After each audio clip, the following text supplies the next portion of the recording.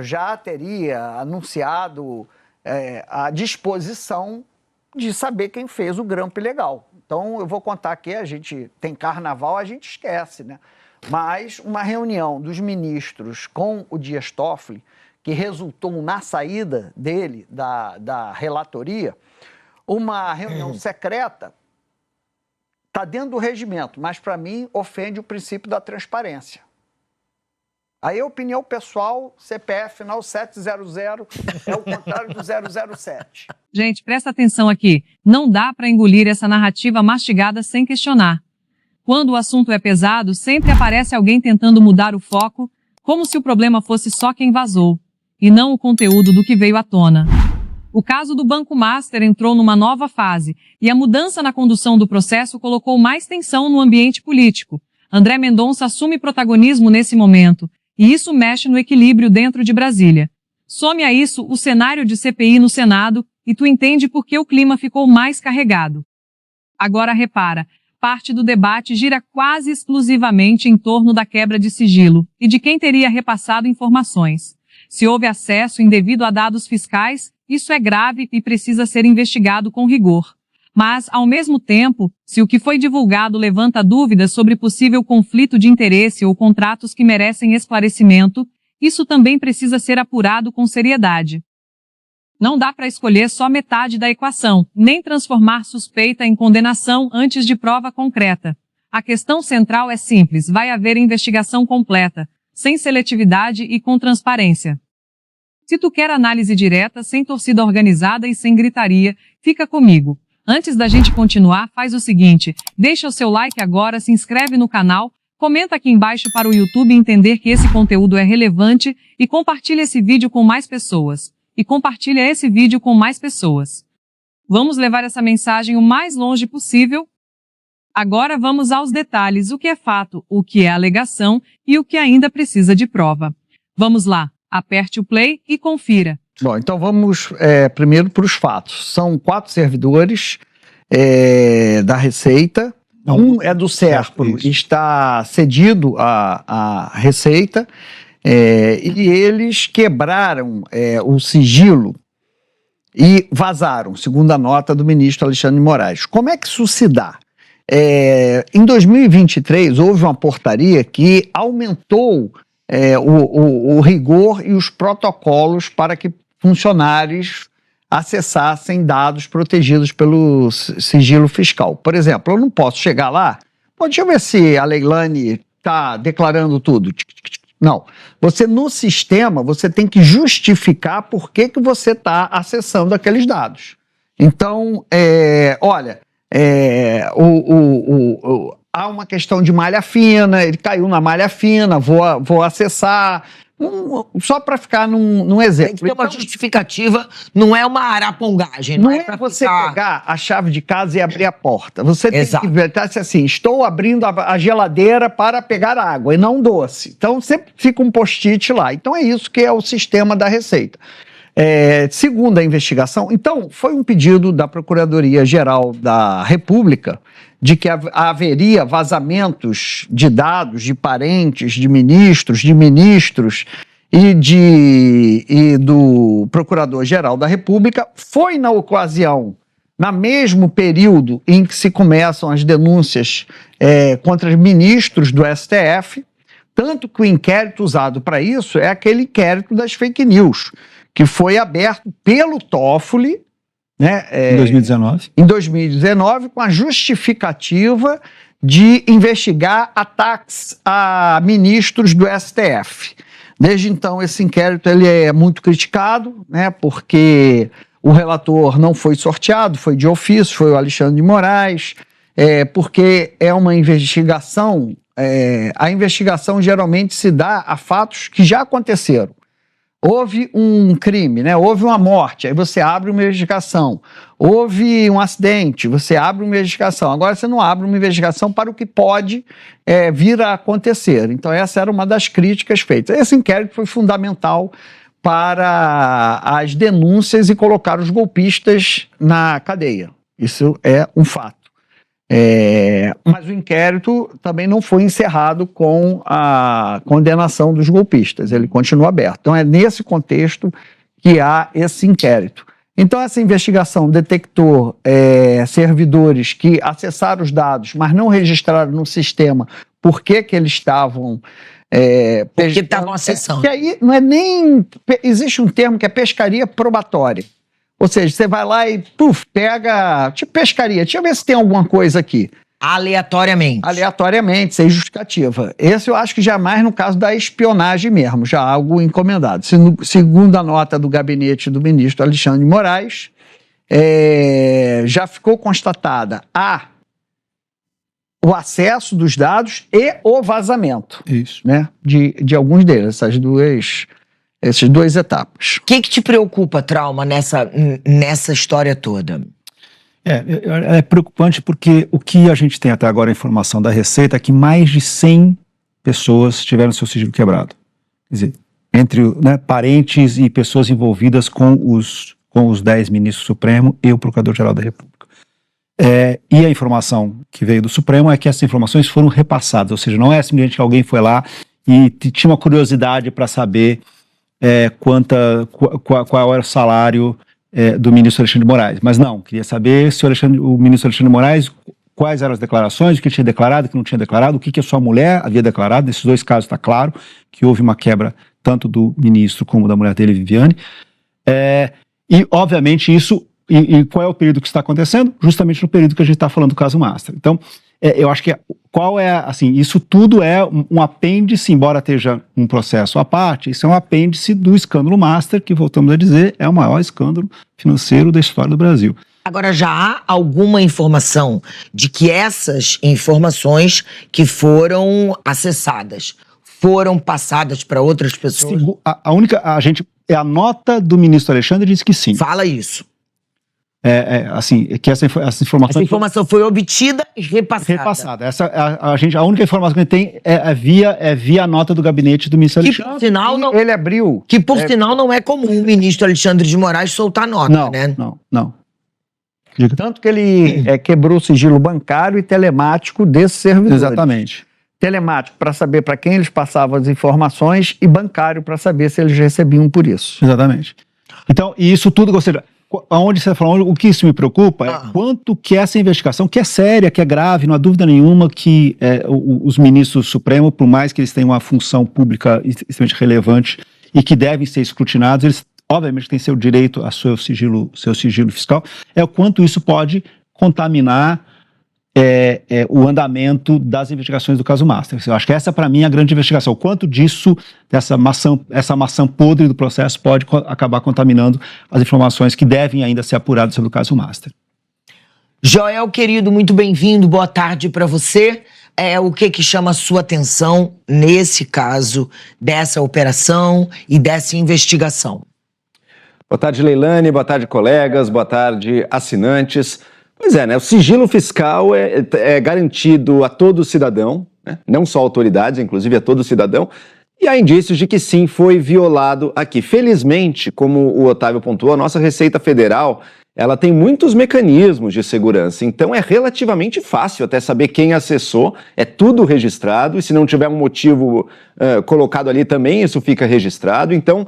Foi fácil chegar nas pessoas que potencialmente entraram nos dados sigilosos ali e podem ter repassado eles, vazado eles ou até vendido dados sigilosos acerca aí dos ministros e possivelmente de outras autoridades, né? Mas duas coisas nessa história me preocupam. Primeiro, é claro que fazer isso é crime, todo crime tem que ser investigado e não de forma seletiva, né? Acho que está se criando no Brasil...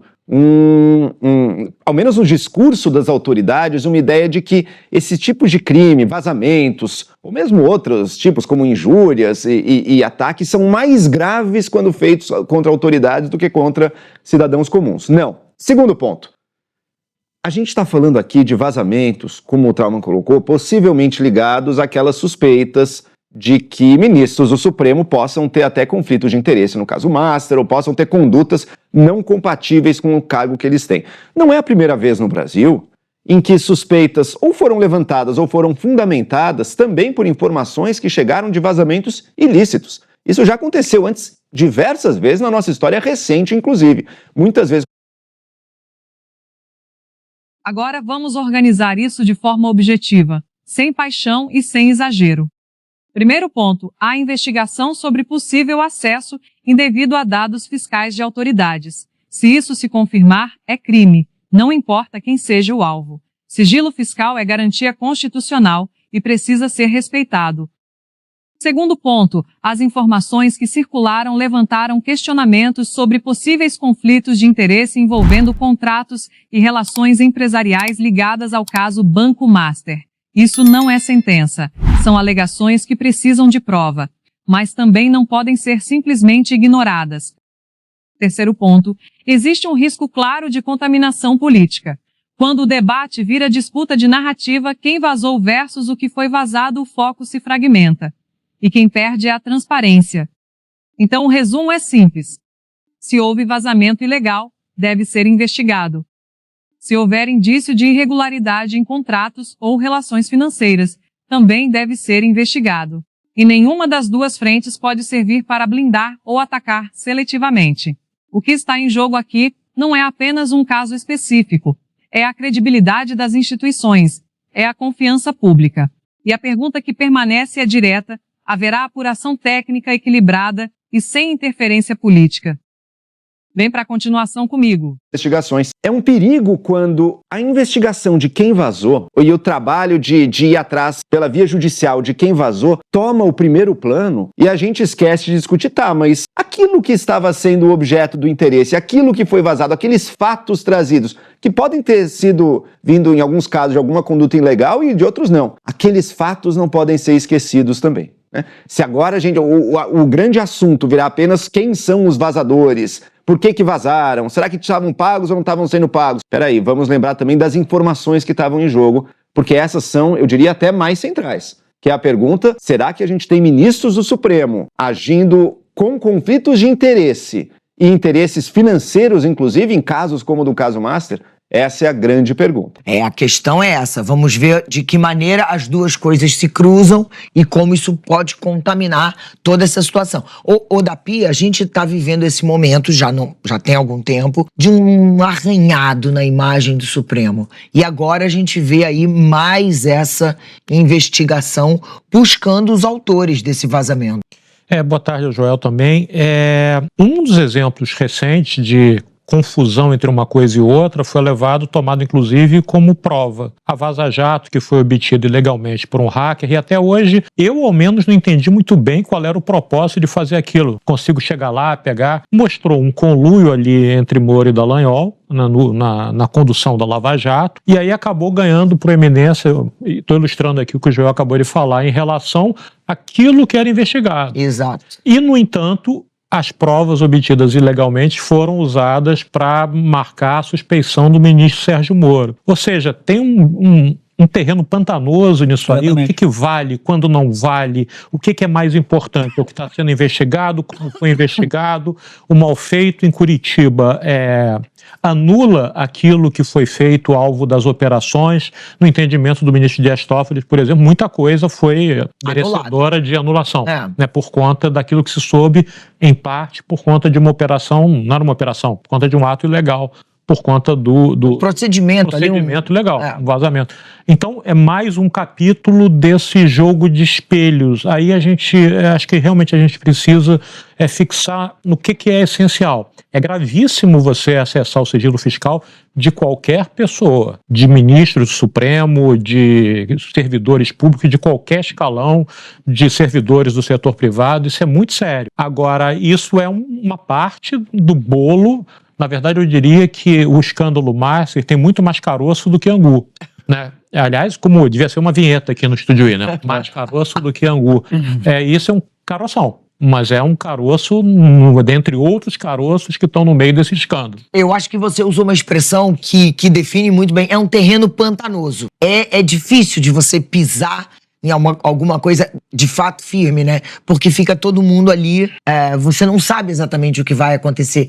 E pior, quer dizer, isso tá só começando, pelo que parece, né? E Leilane, é pantanoso justamente porque a apuração, até agora, ela foi travada pelo ministro Toffoli. O ministro Toffoli estava claramente usando todos os seus poderes como relator do processo para controlar no mínimo detalhe como essa apuração estava andando. Então, assim, e foi justamente isso que causou parte desse desgaste absurdo que o Supremo passa hoje. Então, a expectativa era, ok, assim, agora o ministro André Mendonça assume o processo, supõe-se que vai permitir com que a Polícia Federal consiga fluir melhor as suas investigações e trocar melhor as suas investigações, mas esse processo, esse caso que foi anunciado hoje de quebra de sigilo dos fiscais, dos ministros, claramente está vinculado ao caso Master, porque assim, a grande curiosidade sobre bens de ministros vem em relação tanto ao caso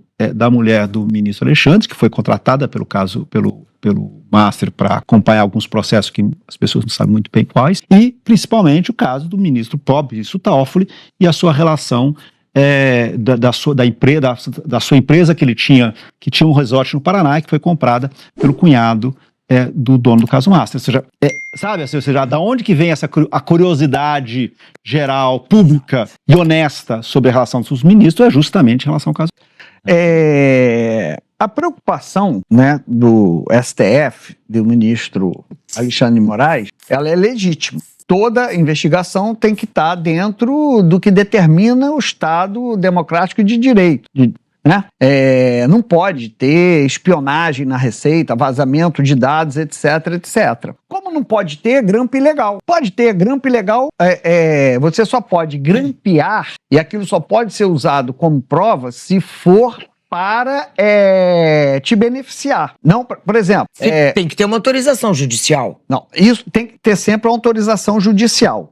Agora, por exemplo, se eu estou sendo acusado de um homicídio, aí reúne todo mundo aqui e diz assim, Otávio, a gente está te acusando, mas é falso, a gente sabe que você é inocente. Aí a justiça pode levar em consideração, apesar de ter sido um grampo ilegal, apesar de não ter tido autorização judicial, mas só vale para me inocentar. Se esse grampo disser assim, Otávio, a gente está conspirando mesmo. A gente sabe que você não matou, porque foi o Dapiev. Então esse grampo pode me inocentar, mas não pode ser usado para...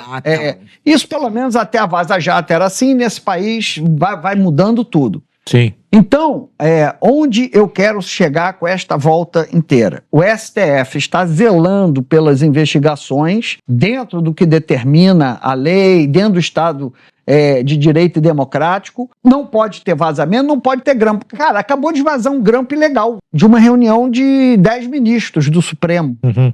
E não tem investigação sobre isso. Então também a investigação não pode ser seletiva. Não pode ter grampo ilegal na investigação da Polícia Federal, não pode ter vazamento de dados em investigação. Tá, mas no STF pode? Também não pode. O ministro Fachin já teria anunciado a disposição de saber quem fez o grampo ilegal. Então eu vou contar aqui, a gente tem carnaval, a gente esquece. Mas uma reunião dos ministros com o Dias Toffoli, que resultou na saída dele da relatoria, uma reunião secreta, está dentro do regimento, mas para mim ofende o princípio da transparência. Aí, opinião pessoal, CPF final 700 é o contrário do 007. Para mim ofende o princípio da transparência. Se há um escândalo, o maior escândalo bancário nesse país, e se há um ministro do Supremo que ele não revelou no primeiro momento participação num empreendimento em que o investigado, né, o banco, o conglomerado, fez transação econômica, né, eu acho que necessitava transparência. Não dá para 10 ministros se reunirem numa sala e houve um grampo ilegal, né, desse encontro. Então, eu sou a favor pela lisura de todas as investigações. Não pode ter pesca probatória, não pode ter espionagem dentro da Receita, assim como também não pode ter espionagem dentro do STF, com divulgação e gravação de reuniões fechadas. Agora, vamos falar do clima político que se formou em torno disso tudo. Tem gente dizendo que há um movimento para proteger determinadas figuras públicas. Outros afirmam que o que existe é apenas a defesa institucional diante de acusações ainda não comprovadas. A verdade é que o ambiente ficou carregado. Muito ruído, muita narrativa, pouca clareza. Há alegações sobre contratos envolvendo familiares de autoridades e relações empresariais que teriam ligação com o caso Banco Master. Essas informações circularam e geraram questionamentos. Segundo críticos, esses pontos precisariam de explicações mais transparentes. Já defensores argumentam que não há ilegalidade comprovada e que a divulgação teria sido feita de maneira indevida. Percebe como o debate ficou polarizado. De um lado, quem fala em possível conflito de interesse. Do outro, quem diz que tudo não passa de especulação amplificada politicamente. E aqui entra um ponto essencial. Ninguém pode ser tratado como culpado sem prova. Mas também ninguém está acima de questionamento público quando surgem dúvidas razoáveis. O que resolve isso? Investigação técnica. Documentos. Transparência. O risco é quando a discussão vira apenas disputa de poder, quando se transforma num embate pessoal, porque aí o foco sai da apuração e vira torcida. O que realmente importa agora é saber se as instituições vão agir com equilíbrio, se houver irregularidade que seja responsabilizada. Se não houver, que isso fique claro também. O país não precisa de mais fumaça, precisa de fatos. E aí eu te pergunto, você acredita que essa apuração vai avançar com independência ou acha que o embate político pode travar tudo de novo? Deixa a tua opinião aqui nos comentários, quero saber como você está enxergando esse momento. Se esse tipo de análise faz sentido para você, apoia o canal. Seu like, sua inscrição e seu compartilhamento ajudam o conteúdo a chegar em mais gente interessada em discutir política com responsabilidade. No fim das contas, o que está em jogo é algo maior do que nomes específicos. É confiança institucional. É coerência. É credibilidade. Vamos acompanhar os próximos capítulos com atenção, mas e com senso crítico. Até o próximo vídeo.